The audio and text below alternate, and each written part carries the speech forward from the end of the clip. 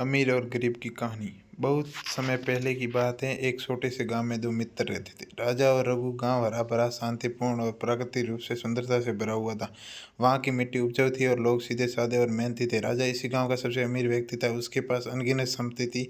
एक बड़ी सी हवेली थी कहीं, और सबसे अच्छी गाड़ी उसकी हवेली गांव में सबसे ऊंची थी। और उसके बगीचे में सुंदर सुंदर फूल खिलते रहते थे। हर कोई राजा की अमीर से प्रभावित था। उसे सम्मान की दृष्टि से देखा जाता था। वह दूसरी ओर रघु था। रघु गरीब था, उसका छोटा सा साधन था और उसकी आर्थिक दृष्टि बहुत कमजोर थी। वह एक मेहनती किसान था, दिन रात मेहनत करके अपने परिवार का पालन पोषण करता था। उसके पास धन दौलत नहीं थी, लेकिन उसके पास एक बड़ा दिल था जो प्रेम और से भरा हुआ था। रघु अपने परिवार को दोस्तों से बहुत प्यार करता था। उन्हें अपने जीवन की सबसे अच्छी दौलत मानता था। बीच में कोई इच्छा या देश नहीं था। एक दिन राजा ने सोचा कि वह अपने दोस्तों से रघु को घर बुलाया जाए और उसे अपनी नई समझ दिखाई जाए। उसके रघु ने अपने घर आने का निमंत्रण दिया। रघु खुशी खुशी वहां पहुंचा। जैसे ही रघु ने राजा की हवेली देखी, वह संकित रह गया। हवेली का हर कोना सुंदरता और संपत्ति का प्रतीक था।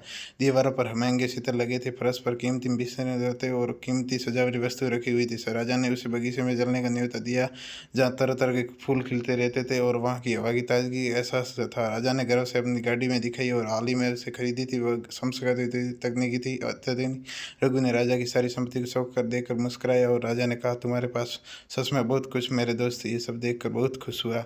कहानी अच्छी लगी तो कमेंट करें, तो सब्सक्राइब करें। मैं आपका भाई रमू।